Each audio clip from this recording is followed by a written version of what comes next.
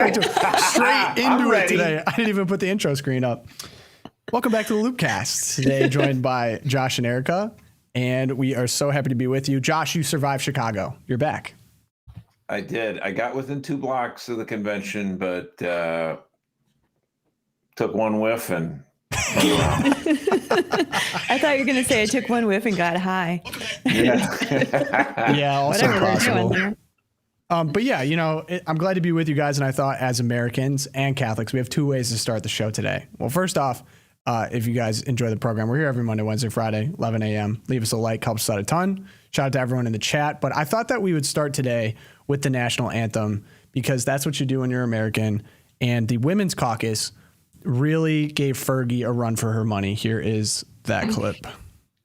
Oh, say, can you see by the dawn's early light what so proudly we hailed? Dude, turn this off. It's killing Oh me. my gosh. Did they forget the words? Like a raisin now. I couldn't carry a note if it was stapled to my hip, and I know this is bad. Oh, man. I was like, ooh. As soon as My wife is like, please. They ask at church, people come up to my wife, would you please sing at church? You're so good. And they come up to me and go, we love hearing your wife sing. Could you please, Josh, not sing at church? That would be great. Please stop. Yeah. You got to know your strengths. And these women didn't know that was so embarrassing on all the levels. I'm embarrassed to be a woman right now. Yeah. That was tough for the Women's Caucus. Tough overall for women everywhere. But Tough luck. maybe I make the argument it was tougher for Catholics. So notably, as Catholics, we start all things with prayer, as we should. And the DNC started with prayer as well. And when you guess, Cardinal Blaise Cupich showed up to pray the invocation on the opening night of the Democratic National Convention. He invoked Pope Francis, although notably, Jesus was missing from his speech. He did not mention Jesus one time. And notably, this was about 100 yards from a mobile abortion wagon where confirmed 25 babies have been killed. So tough start for Catholics too. Thoughts, emotions on? Yeah, I wanted to share this little tidbit from Mary Fiorito, who works with us here at Catholic Vote, because some of the talk around the Cardinal Cupich appearance here at the DNC was, well, it's just because whenever they're at a city, the reigning prelate of the city, goes and offers a prayer. And why are you traditional Catholics so upset about prayer? Like, it's just a prayer. But that's not actually true, because Mary Fiorito shared, and I was going to read from her message to us. I worked for Cardinal Bernardin during the 1996 convention, the one where they wouldn't allow Governor Casey to speak because he was pro-life. The DNC asked Bernardin to give the invocation, and to his credit, he declined. And that was only with the safe, legal, and rare Clinton abortion administration. Oh my gosh. This is like, we are now glorifying abortion. We are glorifying vasectomies. Michelle Obama was just glorifying them. They're right outside. I was going to say, you're missing Right one. outside. It's right Baby. outside. They're Yeah. performing abortions outside while he's doing this, and he declines to mention the name of Jesus Christ. He talks about care for our common earth and, God, help us to care for our planet. But this was such a missed opportunity. Hit all the and buzzwords. It was such a, I probably shouldn't say anything else, actually. Yeah, I mean, I She saw the visited an abortion facility. Right. I mean, they're nominating someone for president, someone who's been inside and campaigned there. Like, what are you expecting? Now, by the way, speaking of invocations, speaking of religion, what have we been saying on the Loopcast for years now? It's almost like they're lying. Yeah, that's true. But what's the other thing? For Democrats, politics is their religion. It is their religion. Yeah. Okay. So actually having a Catholic cardinal come in and give a prayer thing is kind of weird. It's like, why? Well, we don't need that, because everything else at their convention is an invocation. It's all a religious invocation. It's all prayer. Why do I say this? I have a feeling I know what you're going to say. Okay. Did you see Van Jones? I thought it was, was it Warnock? Said something too? Hold on a second. One. Another one. Van Jones on CNN, he gets on there and he hears the Obamas give their speeches, and he says, I didn't realize I had been in a spiritual desert Oh my gosh. until the Obamas created that oasis on that stage. I just sent you the clip. I mean, it's like he's invoking religion. For him, politics is his religion. It's like everyone has a Jesus-filled hole in their hearts, and he's filling it with politicians. And let me tell you, brother, you're going to be left, it's a desert that's not going to quench your thirst. You're going to be thirsty again and again.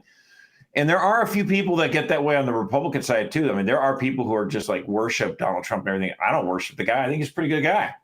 He's got some flaws. I'm not going to apologize for those. I think those flaws are flaws. But it's much more common on the left to see a religious invocation, a messianic figure in politics. I mean, the way they treated Obama, and then it didn't catch for Biden. They were kind of bummed because that's what they want.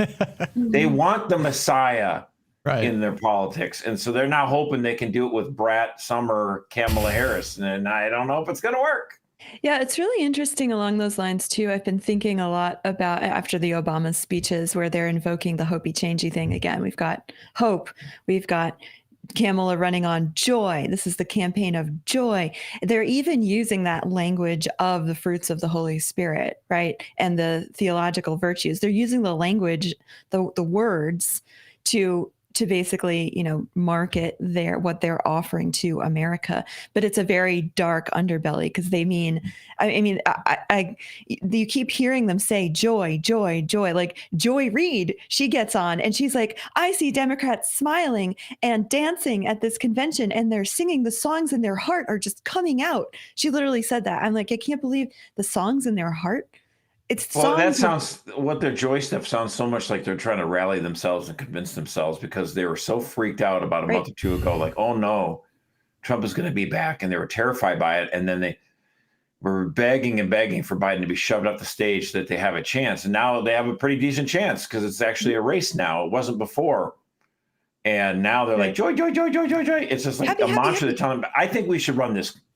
I do think we should run this. Van Jones. We need to understand what's going on the other side here. Yeah, it was rather remarkable. I didn't know how much I missed them. I missed them. I missed that. I miss hearing that. Biden did something important last night, and he transferred the machinery of the party to Kamala Harris. The Obamas renewed the magic of the movement. That's what they were transferring. And they did it beautifully. They did it powerfully. Obama used nostalgia in a beautiful way. Yes, he didn't say, make America great again, we're going to go back. He reminded everybody of the best things about our families, about our neighborhoods. That was beautiful. And then Michelle, she wasn't doing the minister role. She was really doing the coaching role in that she called it right out. Coach. She said, you guys, she talked about the affirmative action of generational wealth. She talked about the luxury of whining and cheating that other people don't have. But she didn't stop there. She also called the left up. And she said the whining on the left needs to stop. The Goldilocks, they're not perfect. This was a masterful act of leadership. It was a sacred task. They took it on well. Sacred. It was like an oasis. I didn't realize I had been in a spiritual desert until they created that oasis on that stage, and they did a beautiful job tonight. David? Look, so this is like a Lenten retreat for him, right? I mean, like this is somebody who hasn't been to confession in several years. He realizes, wow, I really needed to go back to mass. I needed to go back to church. And brother, this cathedral you have at the Democratic National Convention is going to leave you empty, but it speaks so much to so many people in our American life today, where they look at the left much more. Yeah, I think politics as a religion. It's funny. The clip that I think we thought you were going to reference was Raphael Warnock came out and said, voting is an expression of prayer. I think it's similar to a prayer. It is like a prayer. There's no doubt I've seen spiritual language laced throughout the DNC. Tom, think about that. That would mean a lot of the people on the left end would hopefully not pray because right? You're asking a group full of agnostics and atheists at this convention in Chicago, hey, voting is like praying. Like, oh, I guess I can skip that then. Yeah. So, Yeah, right. but I think, if I could offer, can I just say one more thing? Go ahead, about the religion thing? I was reading today in the Catholic thing. Actually, this was a really great read. I'm just kidding. So Monsignor Robert Batul, he has a column up on the self-alienation of cultural Marxism. So intellectual title, but I think this really speaks to what Josh is saying, because we sit here every three times a week, Monday, Wednesday, Friday at 11 a.m. Eastern. You can find us right here. Bang. But we sit here and we can pick apart the arguments. We pick apart the events that are happening. And it's easy to get caught up sometimes and to think, okay, these people are mistaken. They're intellectually on the wrong track. They're confused. But in fact, I think what Josh is putting his finger on here is what Monsignor was saying this morning at the Catholic thing. He writes, in fact, they are deeply estranged from God, from themselves and others, and a reality check is in order for them. And I think that remembering that as Catholics in the public square, we actually have a leg up, right, in the public discourse when we can remember that, not just to break down the arguments, not just to show the policy failures and the data sets and everything, but to remember that the people with whom we're interlocuting are suffering this deep estrangement from God. And like you said, Josh, we're all trying to fill that hole, the God-shaped hole in our hearts. And remembering that is going to make us that much more effective and compassionate in a good way, in a truthful way, when we're talking to them. No doubt. And I think just to catch up from what we were talking about on Monday, so we've had 2 days of the DNC and only two. Feels like it's been forever. But right. Day one, I would say, if I could to summarize day one, it was kind of the Biden farewell address. So Biden gets up, he gives a very classic Biden speech, angry, gaffes, hatred towards Trump. You know why he does the angry stuff though? Why? So angry. I honestly think this is the case. Because he's, got a little bit of the dementia stuff going on, it's easier for him if he's angry to not make flubs, if he's got to keep talking. So you just they figured out, like, if he just actually tries speaking in normal, like not super angry man, like get off my lawn, he's going to trip too much. So for him, it's just like taking it to that next level and just kind of yelling the whole time. His chances of making gaffes go down. So that's why he does it. But it's kind of funny because, their whole theme is joy and Biden screaming the whole time. I mean, a little bit of a contradictions going on here at this convention. Like last night, Bernie Sanders gets up there, the billionaires, they got to stop the billionaires, right? And then who comes on stage 60 seconds later but Illinois governor, the billionaire Pritzker. I mean, the guy is everything that's wrong with politics. We need an economy that works for all of us, not just the billionaire class. The billionaire. A few moments later. Thinks that we should trust him on the economy because he claims to be very rich. But take it from an actual billionaire. Come on, bro. Oh my goodness. They cheered. It's like, what, you won the genetic lottery and were born into the Hyatt family? Like, he made all his money off of Hyatt hotels. And then you used all that money to become the governor of Illinois. Like, yeah, Democrats can't even see what they can get onto. But if I could, so just a summary of the 2 days. You get the Biden farewell address, very classic Biden, latches onto a lot of the same lies that he's used since the beginning. Talks about the bloodbath clip that's been debunked. Talks about good people on both sides that's been debunked. The same Biden that we've seen for a long time. And it was followed up by Kamala Harris making a surprise, quote unquote, appearance. But they tried their best to do this. Chips. We love Joe. We're going to lionize you. You did what's best you put country before party. You did what's best for the country by stepping down. And you get this like hilarious "We love Joe" chant. And probably my favorite moment from day one was looking at Pelosi's face during this chant. I have never seen a more guilty. I mean, she is just. She does not love Joe. She did it, right? I mean, it was. She faked it. Joe Biden had to go in front of all the people that basically shuttered him, that sent him to pasture, which was okay. So odd dynamic. So for the people who are members of Catholic Votes Insiders, the Champions Club, they saw the live stream that Brian and I did, And, they billed me as the Oracle Petoskey, which I don't mind. I get it. I make I've made some good predictions, although Not he kind recently. of called me out. He's like, hey, man, you said Biden was going to, you said, Mercer, you said Biden was going to be the nominee, and he's not. And that's true.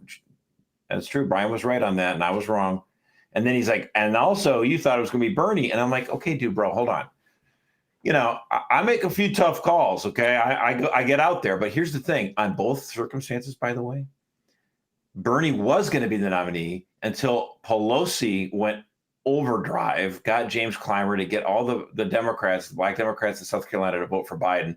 Biden was like walking dead zombie. He got fifth place in New Hampshire primary. He got like 7% of the vote. And it's like, okay, well, obviously he's dead in the water. It's going to be, Bernie or Elizabeth Warren or someone.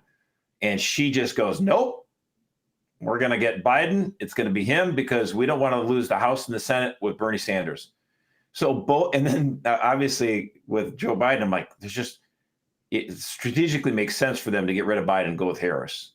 But would they actually have the ability just to knife the president of the United States in the back? And both cases, yeah,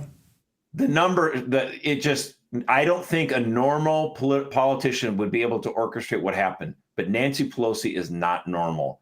And I absolutely can't stand her, but she is Machiavellian to the core. You should never, ever underestimate Nancy Pelosi and her power, because she did both. She stopped Bernie from getting the nomination in 2020, and she pushed Biden, a sitting president of the United States, and just shoved him right off the stage. It's amazing. I mean, from a pure political standpoint, I'm almost in admiration. But of course, she's just about as evil as it gets. Yeah, I think she's probably the most effective politician of my lifetime. I don't even know if it's even a debate at this point. Not a debate. And if I could just summarize that night one, it still felt like party in disarray. Like the knives were out, all the fissures were clearly shown. Sure, there's all the goofy tricks or whatever, but it was like, okay, is the DNC going to move on? And then, as you were talking about, you get into night two, and it's really surprising to me still in some ways that the most influential, applause-getting favorite person in the party is the wife of the president, over 10 years ago, Michelle Obama. Mm-hmm. So you get the Obama tag team that comes out in day two. And that's why you get these commentators coming out and saying, this was a spiritual experience. And even in Michelle's, I watched her speech, in her speech, she basically suggests, I did not feel joy. I did not feel hope, which is like very 2008 callback, when Biden was in office. She didn't say that explicitly, but she's saying, I haven't felt this hope for a long time. And it makes sense when you understand the context that the Obamas were a part of that knives out, getting Biden out of office. So absolutely, she comes the first forward shot across the bow was exactly. Clooney, right? So the things that happened in a Michelle Obama speech that I observed, one, you go back to kind of the 2008 messaging. People love her. She has a cult following. She came back home to Chicago. Two, you get, I wasn't thrilled with what was going on before. I'm much happier now. We have enthusiasm back on our sides. And then three, it was actually get in line. I think what she said was we can't have Goldilocks handcuffs on, basically saying you can't get too hot, too cold on the candidate we have now. This is what we have now. This is what we need to embrace. Get in line was the subtext. All right. Which is very joyful. Well, because Kamala's been talking a lot about border security and tightening things up at the border. And some of the left are like, hey, wait a minute now. We're supposed to be for open borders and stuff like that. But they haven't been complaining too loud. And Michelle's basically saying, yeah, kind of shut up. Mm-hmm. And the whole purpose of it is that we need to be strategic. She needs to be able to tell that to the middle voter so that she can hoodwink them and get in and then keep the border wide open. That's what's going on, and the left gets it, like, okay, kind of got to chill out and shut up a little bit. But on the other side, conservative side, you get a lot of conservatives like, purity test, you're not 100% perfect in everything. And I'm going to let everyone know how horrible you are because let's try to lose this election that's only 80 days away. And instead of waiting until he gets elected and then saying, hey, come on, man, you got to come with us. So, again, it's you go back and forth on this. But another interesting thing I would like to say about the convention stuff, it used to be that the other political party would not try to step on the convention. Democrats started like, screw that. We're going to step on the convention for the Republicans. And they basically kicked Biden out while the Republicans were doing their convention. It's like, what in the world? You know, they're orchestrating this, you know, and it didn't happen until finally the next Sunday, but it was like they went for another whole thing that dominated the news cycle the day Trump was supposed to give a speech. So like, I kind of feel like, okay, gloves are off. So what's going to happen now on the other side? Now, have you seen this stuff? Okay, so Republicans are like, well, hey, you stepped on our convention, we'll step on yours. Donald Trump does a podcast interview with comedian Theo Vaughn. That just dropped last night. I didn't get a chance to watch it, but like it's so already got millions of views. It's at 3.6 so he's like, you step YouTube. on my thing, I'll step on yours. And then RFK Jr., his running mate, she's sending out rumors like, hey, it sounds like RFK Jr. might possibly endorse Donald Trump. And whoa, that sent a shockwave through political Twitter, because the thought is when Biden was, you know, had a pretty significant gap behind Trump, RFK could just kind of run and throw, you know, pebbles at each side and say, I'm better than all these guys.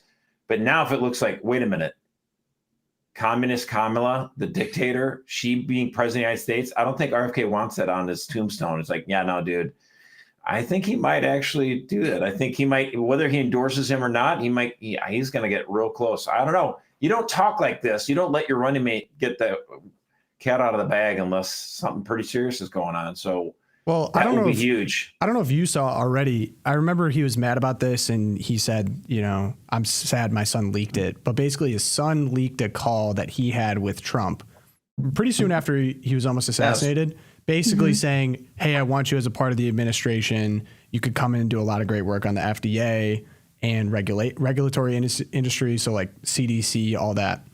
And he was mad it got leaked because, of course, what does that suggest to people that thinks he's running a third party campaign till the end? It suggests basically this. And so you get the clip from the running mate saying, hey, you know, we basically, from what I took from that clip was, we think we've already lost the amount of people we're going to lose to the left now that Biden is out. Maybe there were some people that just looked at Biden, they're like, he's a vegetable. We need to, I can't. But now that it's Harris, they had a good chance of getting over 5% with Biden in the race. Exactly. Yeah. And now that Biden's out of the race, it feels like, okay, we've lost who we're going to lose there. Now it feels like the only people there are kind of Trump holdouts. In my opinion, probably people that are like really pro DeSantis, probably like DeSantis a lot more, maybe do not like Trump, but would either maybe to the end hold their nose and vote for Trump, but still are kind of not sure. I think RFK kind of solidifies some of those people and true independents. And if we talk about, you know, even a 2-3% difference in a tight race right now could completely change the game. Right. Because that's where the polls are wavering between. It's like a 2 to 3% difference between Trump and Kamala.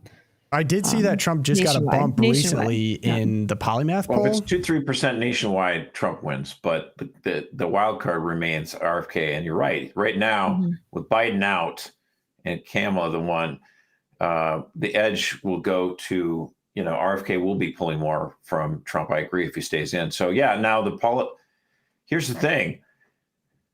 You know, I thought we'd get a modest bump from Kamala out of the convention, and we're still halfway through. She hasn't given her speech, but like the political markets now show Trump, you know, his percentage chance of winning is now above 50% again. And I think that's attributed to the RFK Jr. possible endorsement and dropping out. That's why. If that hadn't happened, it's still, you know, maybe 53 her, 47 him. I still think he's going to win, because if the polls are tight, he's going to win the battleground states and she'll win California by 5 million votes. So I think people sort of keep forgetting that analysis. A lot of people live in California and a lot of their votes are wasted. And that's just fine. And I wanted to, before we get into the Trump interview, I did want to talk about my favorite part from the DNC, because I had to watch a lot of it, there was a surprise appearance from someone in a man bun. I don't know if you guys caught this one, but we get Chuck Schumer doing an interview. I'm going to keep the volume on mute because you don't even really need to hear what he's saying. But you check out, you know, second night of the DNC, and you get Chuck Schumer, and security must have been a little lax because you see a red hat kind of floating in here. And then You can't. Matt Walsh Wait, right is that behind Matt? Chuck Schumer. That's Matt Walsh. Daily Wire commentator Matt Oh Walsh in my the background of a gosh, CNN interview of Chuck Schumer live from the DNC convention floor. So good. He's totally photobombing. I love that guy so much. Look at him go. Yeah. He's got his Harris Walls shirt on. Oh my goodness. And the red hat. Man, And people were mad about that. That and guy's you're like, ballsy. actually, you're talking about noted Matt. DEI scholar and professional Matt Walsh there, not just any Matt Walsh, not political commentator. So that did bring a nice smile to my face. It's like, I can't believe they pulled that one off. It's crazy. what do you mean? He's a best-selling LGBT author. That's so, true. And right? that's also true. He is very true. Yeah, my favorite, if we're doing favorite moments so far from the DNC, Please do. I think during Obama's speech, he starts, he's railing against Trump and all the bad things that will happen. And he's like, the other side will tell you this and the other side will tell you that. And he goes, the other side will tell you that government is corrupt. And I'm like, that was so, he says the line, I had to like pause the clip to laugh because, Yeah, I have that. yeah, I think we have that there. The ironies were abounding in my brain. Oh man, we're not even talking about the Russia collusion thing too, but Oh, right. Now, it won't be easy. The other side knows it's easier to play on people's fears and cynicism, always has been. They will tell you that government is inherently corrupt, that sacrifice and generosity are for suckers. And since the game is rigged, it's okay to take what you want and just look after your own. so for They context, just keep lying. for I'm context like, for the no audio one's audience, saying that. someone quickly said on July 28th, 2016, Obama found out that the Russia collusion scam originated within the Clinton campaign. He not only kept quiet while the country was being torn apart over a lie, but poured gas on the fire. He was president at the time, so yes, the government is inherently Government corrupt. is pretty corrupt under Obama. It's almost like they're lying. Oh, Mercer, did you see early on in the chat during was your gonna say the same Champions thing. live stream? Yeah. Someone typed in the first comment on the chat during your live stream was, Mercer, say your line.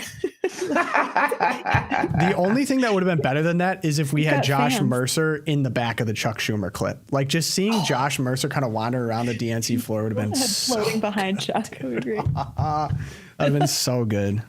Dang it. We need a petition to get Josh out there. There's still time. Okay. And then the other thing too that was funny, like people brought up in the Michelle clip, it's like, it's crazy to me that people still get up over this, but she basically did the classic race baiting bit on Trump saying that he didn't like that two people. Here, I'll just play it. I still can't believe that this still works, but. I want to know who's going to tell him that the job he's currently seeking might just be one of those black jobs. Okay, that's such a crappy bull. God, Such bull crap, yeah. it's one of those things where if I say it or Trump says it, it's racist, but everyone else in the world can say it and no one bats an eye. Yeah. What do you mean Michelle's bats an eye? right. They're all cheering for it. They all thought it was a sick diss.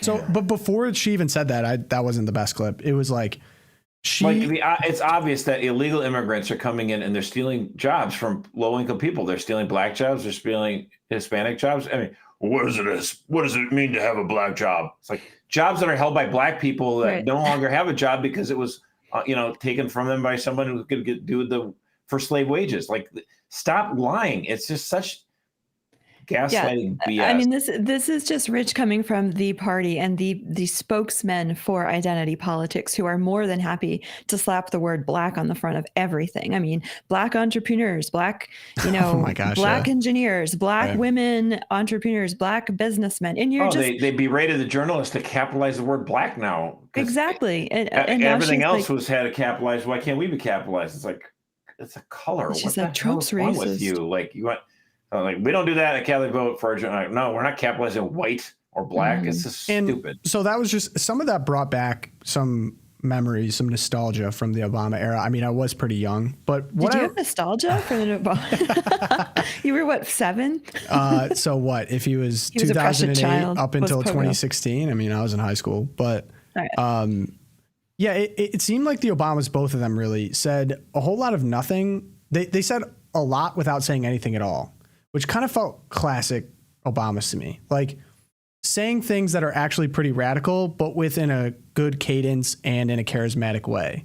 Like they, for example, said no one can say what being an American is. Like no one has the right to say what being an American is. And I'm like, yes, we do. It's called being a citizen. Like that is a really radical statement, but she just wraps it in the nice, dressing. And now all of a sudden you get, and because of course, what's the end goal? The end goal is like unfettered immigration. I mean, you even look at the DNC platform, what they're proposing is mass amnesty. It's mass amnesty round 2. Like if you go into the text. So I can see why they were successful. It does somewhat scream desperation to me that their biggest headliners are not the nominee. And notably, Kamala Harris and Joe Biden, neither were present during that night. So you get Obama praising Joe for stepping down, being a good man, making the best decision, making him his VP. He literally wasn't even there. Now, subtext on that, they don't like each other right now because the Obamas were 100% behind getting him out of office, and Kamala Harris was not their first choice, as many people found out behind the scenes. You remember what Barack Obama said when he was president and his vice president was named Biden? He said, never underestimate the ability of Joe Biden to Yeah, I do remember that. He's not a fan. Yeah. Well, I think too, Tom, what you're talking about on sort of two thoughts here. One would be the whole byline of this event, this DNC, this religious revival that they're having in California is look to the future. We're going forward, the future. But looking at the lineup and listening to all the rhetoric, this is as machine traditional party line as you can get. It is old, it is tired, it is rehearsed. It is not, there's nothing forward about this. It's just we have a different face on the front of the clock now, instead of Joe Biden's old face, or we have the Obamas, we had Clinton was trotted out, Hillary, she was even playing her fight song as she walked off the stage again. And like the women in the audience were weeping as they listened to the fight song, and we got, it was so nostalgic.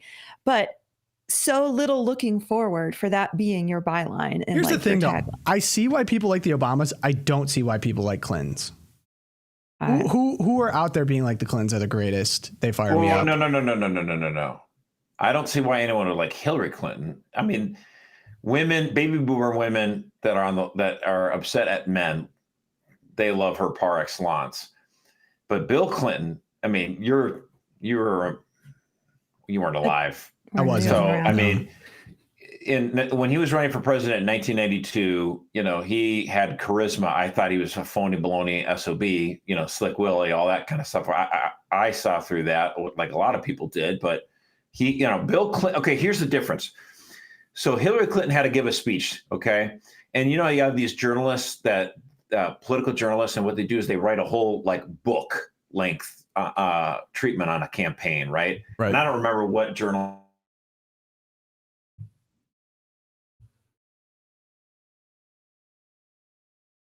Oh, we lost you. We can hear you, Josh. Speak to us, Oracle.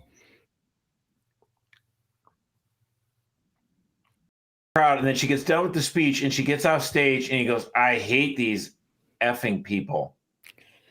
Hillary said that. The reporter was just shocked. Like, how is this? Like, it felt like it was demeaning to her to have to do this kind of rally in Podunk, Wisconsin, or wherever, Iowa, wherever it was, right? Deplorables, man. It was beneath her, and she hated it. Mm-hmm. Now contrast that with her husband, Bill Clinton. When he campaigned in 92 and 96, he was electrified by audiences. He loved it. He was like a sociopath. He was such a narcissist, but he loved it. He would get out there and he's flipping pancakes and yucking it up with people. And he lived for that moment. And so he had that kind of connectivity with average voters. He didn't think it was beneath him. Hillary Clinton totally thought it was beneath him. Those two, Bill and Hillary, that was a political couple.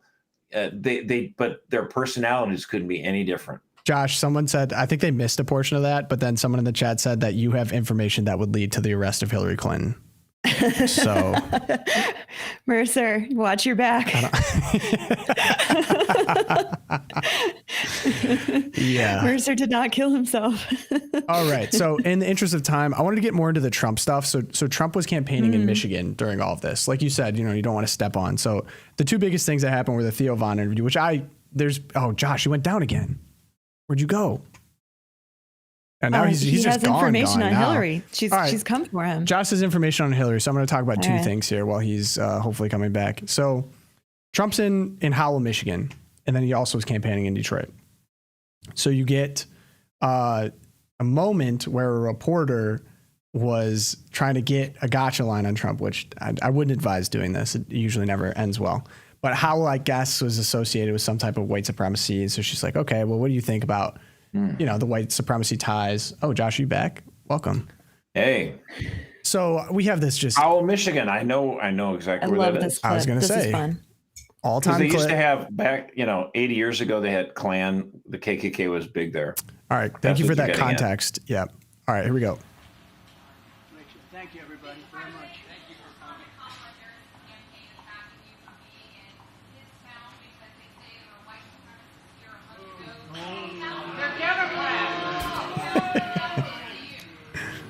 Who was here in 2021? Thank you. Thank you. Joe Biden. So good. Gosh, people need to stop trying on Trump, man. Yeah, no, you get the smile. Yeah.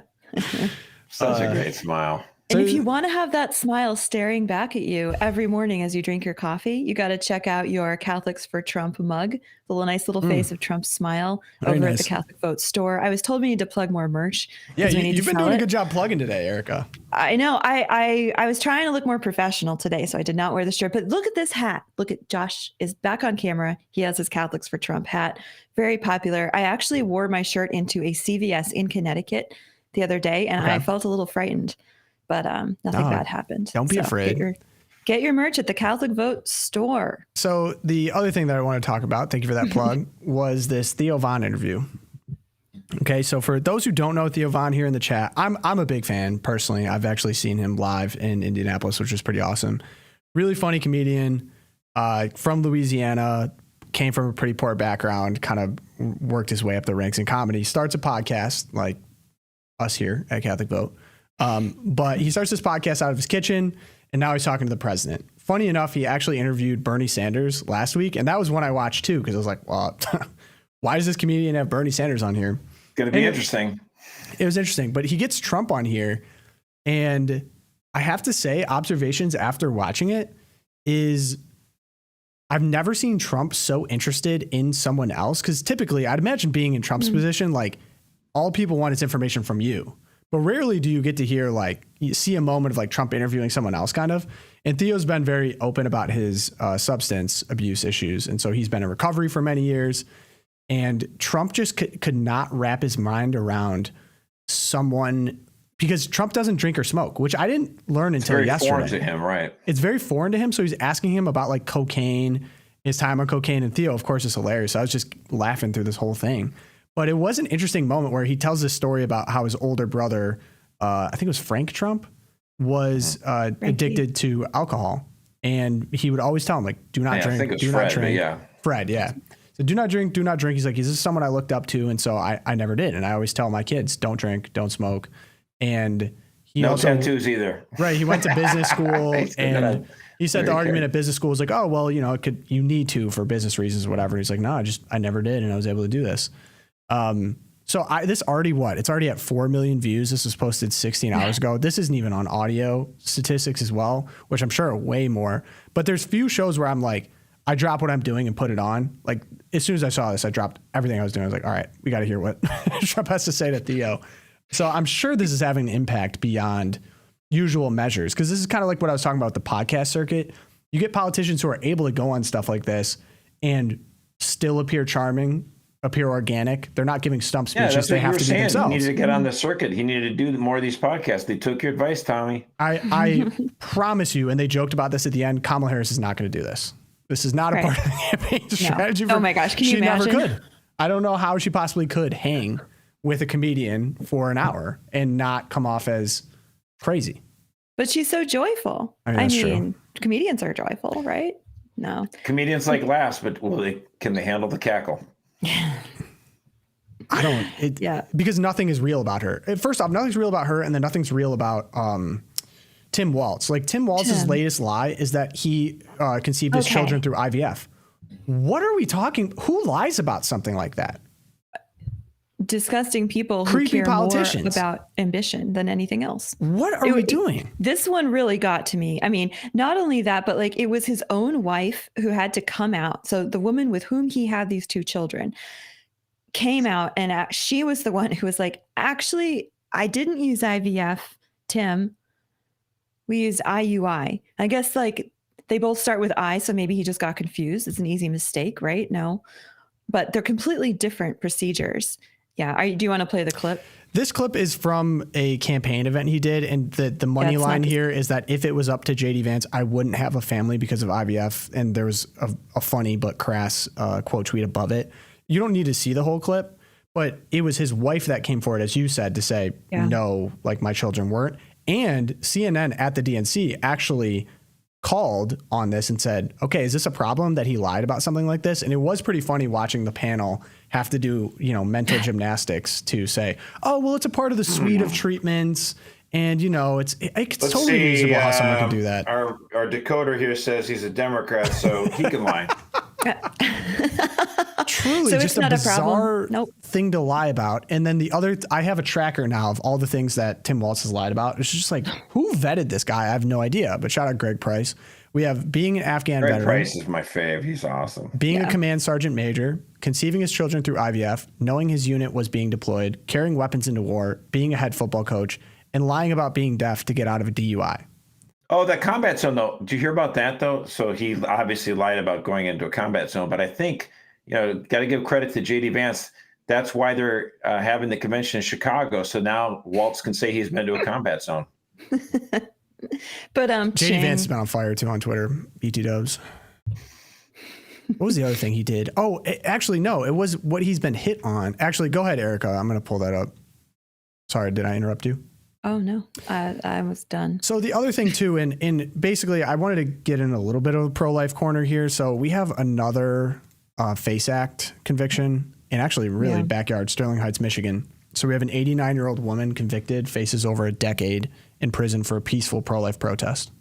And I just really, it's so funny. We've hit a lot of points today, but nothing makes me feel like there's a 2-tier justice system and that the government is corrupt than throwing 89-year-olds in jail for peaceful protests, especially considering all of the protesting that we see literally outside of the DNC right now, in which they have walls, police, and ID checks, all 3 things that they've said are racist and white board up every supremacist. window so that all the businesses aren't destroyed. Board up businesses. Like, I've never seen more hypocrisy.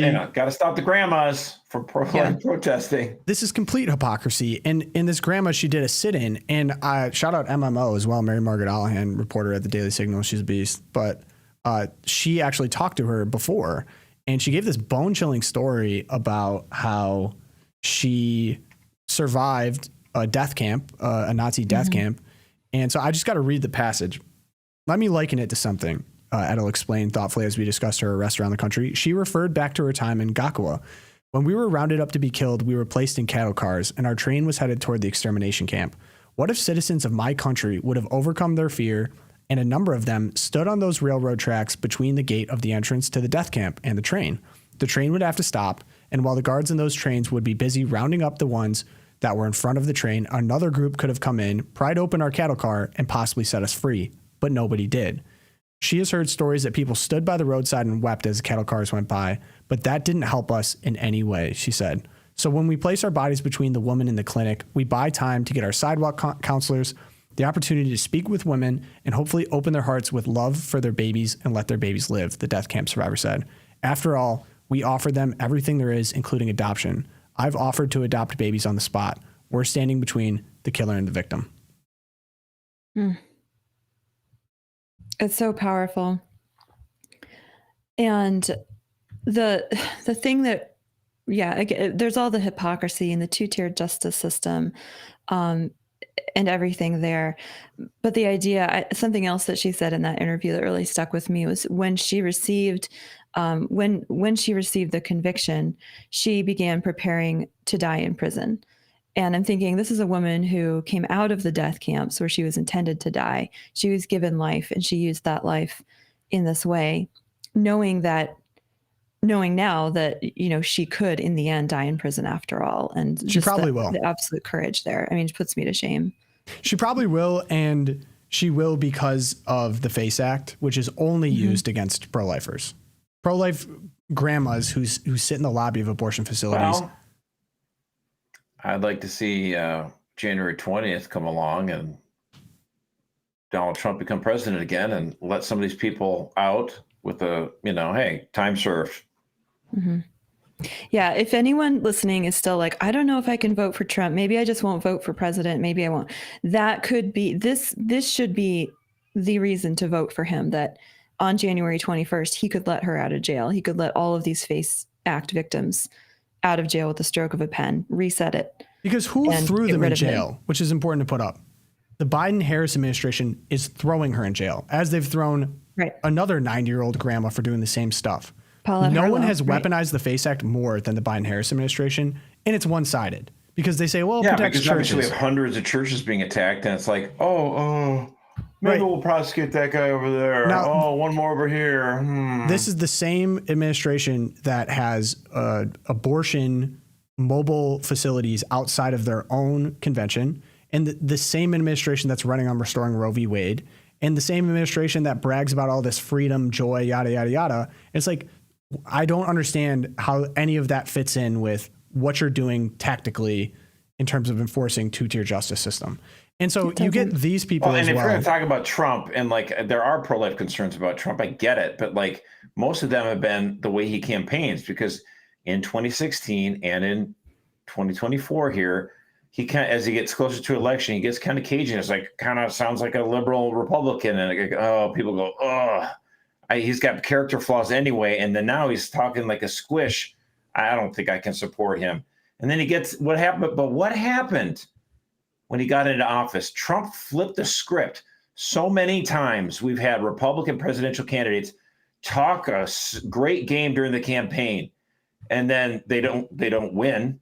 In the case of, Romney, McCain, whatever, or like George W. Bush, they get elected. And then as soon as they get elected, they do the very bare minimum. I remember this. I remember 2004. I don't know if anyone else does, but George W. Bush campaigned on marriage left and right all throughout Ohio. Right. And I'm like, okay, this is great. And then he gets elected. And then a few days before his inauguration, he's like, oh yeah, we're not going to even ask the Senate to have a vote on this. SOB. So for me, I'm so used to Republican candidates campaigning and saying the things I want them to do. And then when they get in office, they don't do jack squat. I would much prefer a guy like Trump who's like, well, we'll see what happens when I get elected, and kind of make it sound like he's in the middle. And then once he gets elected, he does, I don't know, appoints people to the Supreme Court to overturn Roe v. Wade. He does everything we had asked him to do for 4 years on pro-life policy. He did everything. And it's like, well, he's not saying the things that make me feel great as we run up to the election. I get it, because I'm used to that. But the fact of the matter is he governed pro-life. And I think that's a great point. And the point that I'm trying to make too is we get Andy Bashar at the DNC. This is at the convention, right? He was on the high list for Kamala to potentially be a running mate. Absolutely. And so just listen to this clip. Think about what some people have had to go through because of these laws. J.D. Vance calls pregnancy resulting from rape inconvenient. Inconvenience is traffic. It is. Make him go through this. Think about what is it? Make him go through this. Now, this is the group of people Josh is gone. But I need to finish because I'm so angry about this. This is the joy message being sent from the Democrats. There we go. Basically they've labeled pro-lifers as these pro-life extremists. I don't know what they're even calling them these days. People that don't want babies to die. And then they go from saying, yeah, these people hate women to, I hope your daughter gets raped. Right. I remember in the 80s and 90s, the bumper sticker was like, feminism is the radical idea that women are people too. So let me do a little extremism for them. It's like, yeah, pro-life extremists is this radical idea that, babies are people too. It's like, sorry, please don't kill them. Hello. Why is that extreme? Yeah. Whole thing just, I don't know, makes me not feel joy. So yeah, we're going to keep you guys posted on DNC updates as we go throughout the week. We're going to get the big bang with the Kamala Harris speech at the end of the week. So expect some fireworks there. But we can't wait. got the Twilight Zone now. Erica, you're up first. All right, I'm going to go with a good news update. We got a little dark today, you know, but this is really good. So we talked on Monday. I was talking about sort of how dark things are getting in the UK. This was actually some good news. A little bit of justice was meted out. This is Isabel von Spruce. We talked about her when she was arrested last year for praying silently inside her head near an abortion clinic in the UK. She was arrested by police for praying outside. She just won. So Alliance Defending Freedom has an international branch.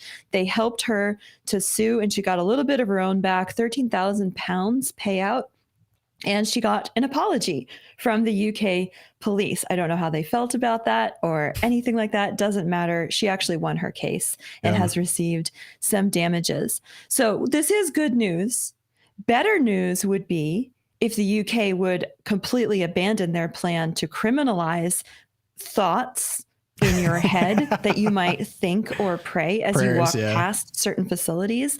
That would be better. I don't like it when we win in lawfare because we start to feel like, oh, justice was served. No, she should never have been arrested in the first place. Right. The process is the crime. Exactly. The punishment is the process is the punishment. Is the punishment, right? Yeah, process is the punishment. In this case, though, the process has ended for her and it ended on a good note. So I did want to just, when there's some good news, I like to share it. And again, shout out, I'm a huge fan of Alliance Defending Freedom. So any chance I can talk about their victories, large and small, I will do it. So congrats to Isabel Vaughn. Sweet. Should I go? I'll go. I got some stuff here. I'll go first. I'll let you finish. Go ahead, Josh. I'm in Michigan. I can tell you this is big news. Ford cancels plans for an electric SUV. They're taking $1.9 billion in related special charges and write-downs, canceling their third row electric vehicle, 3-row ones. We're also seeing, a factory, delaying for an assembly plant in Illinois from Stellantis. So all this electrical vehicle, softer than expected demand. Yeah, no shock, bro. Like, who wants to? I mean, like, people saw what happened in Chicago. Everyone's like, we got nothing to do. We're sitting here idle in traffic and the cars are dying in the snow. No, thank you. Josh, did you? 100%. This fits in with my favorite lie from the Biden speech. Did you see that he talked about the electric vehicle charging stations that they promised? Oh, my God. He did not. Did he mention that? He talked about it in the speech. He's like, we've done thousands of them, and they've literally only completed 20. They put 20. Billions of dollars towards it. 27. That was the last time I checked. It's like Kamala Harris being in charge of getting internet service to low-income households. She was given $13 million, $130 million. I mean, some huge amount of money, taxpayer money, to do it, and she's done it for zero. It's about the same track record as they have for EVs. And yeah, this is big news. Okay, and on top of this, breaking news as we're recording this, the Bureau of Labor Statistics have adjusted downward. They've revised downward. So in other words, 818,000 jobs that the Harris-Biden administration claimed to have created aren't actually there. Okay. Wah, wah, wah. How is that even legal? To me, because it happens every time. They always revise down because they want to make it sound good. This is the largest downward revision in 15 years. This is huge. Right, but because doesn't that determine potential Fed rate setting? And it determines a lot of things in the economy, like how many jobs are added, that we can have an accurate jobs report. Yeah, it's pretty important. I need answers. That's wild to me. You can be off by almost 1 million jobs. You're just like, make it up. We have these 1 million jobs. And some of this is, again, 808. Again, yes, I think they're playing fast and loose with the facts. Sometimes you have to make estimations on certain things, and they're always, to your point, they're making rosy projections. Oh yeah, they must have added 75,000 in that sector, and it must have been 60 in that.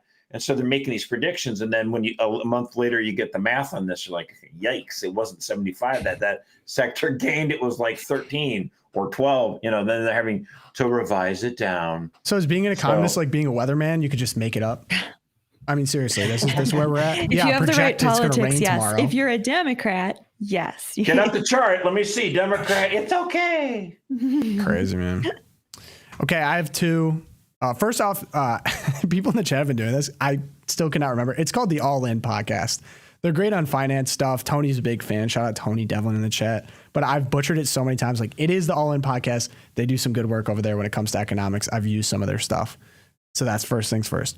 Next, I want to get away from the convention, although I think I'll end on it. Oh, thank you. So tipping culture is getting a little out of hand, in my opinion. So Oklahoma State, the football team, football's right around the corner, has announced that players will wear helmets with QR codes linked to the team's general NIL fund. So for those who aren't as sports savvy, college athletes can now make money. So like, just right off the bat, is it now like, okay, someone made a good tackle, so you're like going to zoom in on their QR code and be like, yeah, here's $5, dude. Like, what are... Wow. I know, what are we doing? And I saw the funniest memes on this. The memes were going insane on Twitter because everyone's just like, this is the craziest proposal. This is my favorite. Okay, state players after a big play, and it's the tip board. Like 10%, 20%, 25% and no tip. Like, so true. I mean, the whole tip thing, it's a little out of control because you see it everywhere now. It's like, I'm doing takeout and I'm going to tip you 20%. What the hell are you talking about? Like, Dude, no. How about I say hi to you? Like, if I'm grabbing the bag of food and I'm leaving, I'm not tipping you. So imagine now, too, if the no tax on tips thing goes through, tipping is going to be a zoo. Like, everyone is going to move to try to maximize tips as much as possible. The business maneuver is going to be insane, and tipping's already out of control. This is another one that made me laugh. Like, this is going to go so hard. And it's go for it on fourth down. Yes, $100. No, $50 with a QR code on the stadium. Dude, I could not get over how good the memes were on this. Just really That's awesome. made me smile. I might have had one final one. Where was that? Oh yeah, this is just the Daily Show being dumb. I'm gonna skip that. Although no, actually no. This video made me happy. We're gonna show it. The Daily Show is such a mess now, but it used to be good. So this was gonna be a fun way to end the show. This is what the DNC was like back in the day, and the Daily Show went to cover community. it. The LGBT community, we're women, we're poor. Everyone's welcome. Everyone's welcome. Except unless you own a corporation or if you're a hunter, a gun owner, white males. Really, you want to lose all the white males? They're a bunch of gun-toting hillbilly tea partiers. That's all I have to say. Bang, bang, bang, bang, bang. Right. Bunch of jerk-offs, right? Definitely. How open are you? Well, open enough to include everybody. Oh, really? Who wouldn't you include? We wouldn't include those beer-toting fakers down in Florida, the Tampa convention guys. You know the types.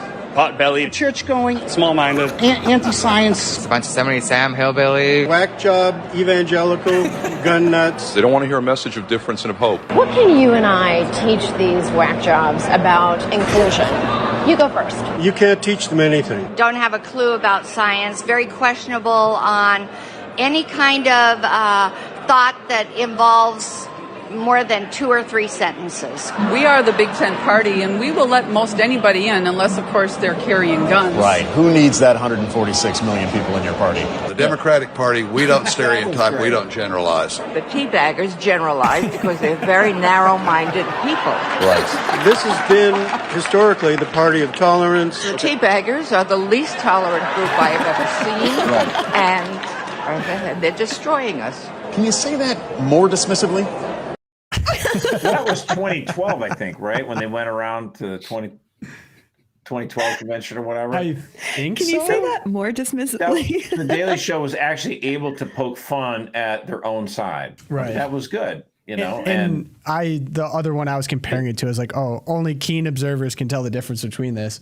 You get like the most slobberfest video of Illinois and J.B. Pritzker getting drinks.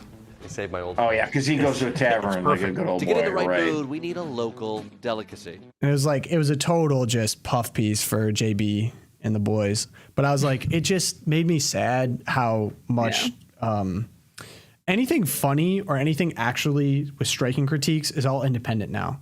And that's for better or worse. But truly, I think I was talking to a coworker about this, like Jon Stewart himself, he's on logs going to the Obama White House to meet with him. And so people thought of Jon Stewart as, oh, he's so edgy, he critiques everyone. And it's like, well, if you're meeting with the people that you're critiquing, you're not really independent. So the amount that The Daily Show and things like that have just become total propaganda arms for the party. It makes sense. It makes sense. And I think of like, okay, so I think of The Daily Show and Jon Stewart. I think of Stephen Colbert. I think of Jimmy Fallon. Like, imagine Trump going on any of those programs. Like, they wouldn't do it for fear of platforming someone. So that now all the independent people that are actually trying to get perspectives, he goes on Theo Von's podcast. And honestly, it just speaks to me that like, it's kind of the joy of capitalism, right? Is like when there's a hole, someone will fill it.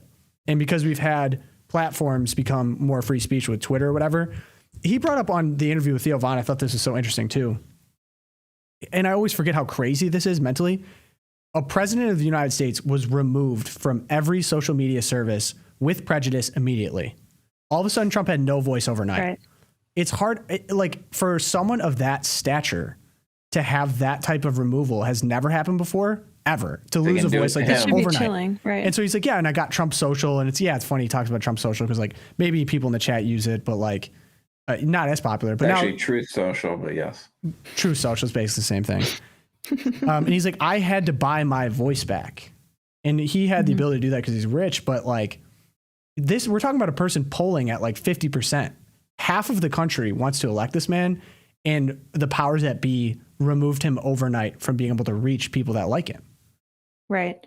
I think I actually just looked this up though. The irony being that while they've removed Trump, they removed an entire voice from these like late night shows, the comedy shows. So I looked it up. The Late Show with Stephen Colbert averages 2.79 million viewers from Monday through Thursday. So over the course of 4 days, he's getting under 3 million viewers. Theo Von's thing that just got posted in 16 hours, we're over 4 million in 16 hours. Yeah. And so the irony is that they're trying to deplatform him, but they're driving him then to these other modes of communication, these other platforms that are actually reaching more people if you're just counting heads, right? Right. Then well, and actually, I mean, if he'd been on CBS. Johnny Carson, then he had Leno and Letterman, and all those guys were huge, and people watched that.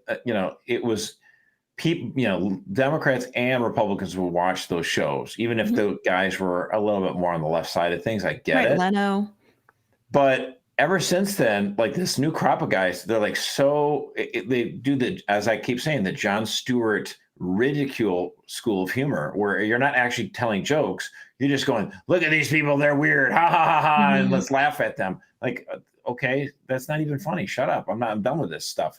And so people aren't tuning into this stuff. I mean, I haven't watched, I'm going to watch, Seth Meyers. I flip on, he doesn't even wear, it's funny, they don't even wear the uniform anymore. He just wears a sweater every time. Like, who are you? Like, it's just like so weird. Like, and if you notice, the first time that Jon Stewart criticized Biden in his entire administration was when the word went out that we can criticize him. It was right before the debate, or it was right after the debate. He got permission. He got permission to do so. And it's like, it is a permission-based system, like when the narrative comes from the top. So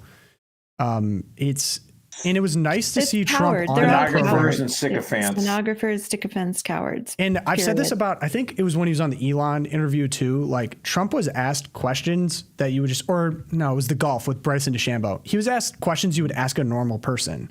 And those are the only questions that Kamala Harris gets when she goes on the late night gigs. Like if you go to Drew Barrymore's show, that's so cringe. But she got asked softball, normal human being questions. Like even just hearing Trump talking about alcohol and talking about cocaine with Theo, which was just wild. But like, it was the striking thing to me was not that it was funny, because Trump's always been funny.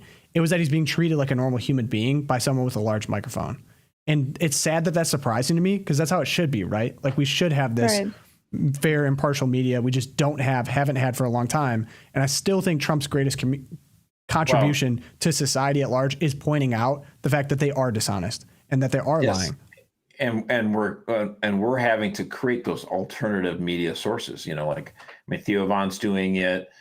Tucker's doing it. Joe Rogan's doing it. They all have their different flavors. We at The Loop are doing it. I was going to say, we're doing it on a much smaller scale. Right. Like the only reason we're able to exist is because of a lot of these forces. Why people would even come to us? Why would you come to us if you felt that people were being honest on a much larger scale? It's like they've been so dishonest for so long that you need normal people like us three to just call things as we see it. Yeah, because you can trust CNN to talk about religion and politics. Crazy. They think Cardinal Cupich is a great paragon of Catholicity. I missed his pectoral cross. I don't know. I felt like he was hiding that one on purpose. But that does it for today's show. We're gonna have a Good Friday show. Josh, you're off on your adventure, on your journey. I'm excited for it. Send in a good rant. I'll play it. All right. Sounds good. But yeah, good luck with that. If you guys want to help out the show, leave a like on this episode. Subscribe. Helps out a ton on YouTube. Spotify, Apple Podcasts, reviews help us out there. If you want to email me, loopcast@catholicvote.org. We will have another FAQ Friday coming up soon, either if not this Friday, the next Friday. So if you guys have questions you've always wanted to ask just about the show, us personally, questions floating out there you want to hear perspective on, send those in. You can send those into the email. We're going to have availability in the live chat. So if you guys usually listen on podcasts and you're just hanging out on Friday with nothing to do, 11 a.m. Eastern time is when you can hop in and ask us those. But biggest thing you do, become a champion. You could have seen Josh's live stream and you could have asked him to do the thing, do the bit, say you're lying. I heard that was a lot of fun. So yeah, if you want to support us, best way to do that, become a champion, catholicvote.org/champions. Well, and let us know. I mean, we had a Champions Live with Brian, and then we had one with Brian and the Oracle. I kind of think that one was a little bit better. So way more fun. I see that. You gotta let the fans let the folks know. So or more reasonably, they want Erica to be on it. So kick Josh off and Erica and Brian. It's probably more reasonable. But yeah, become a champion. You're fired. All right, sweet. I'm fired. Maybe I won't be here Friday. Who knows? Best thing you do, pray for us. St. Thomas More, St. Fidelis, Our Lady of Guadalupe. Pray for us. And have a great day, everyone. We will see you guys on the next one Friday. Peace.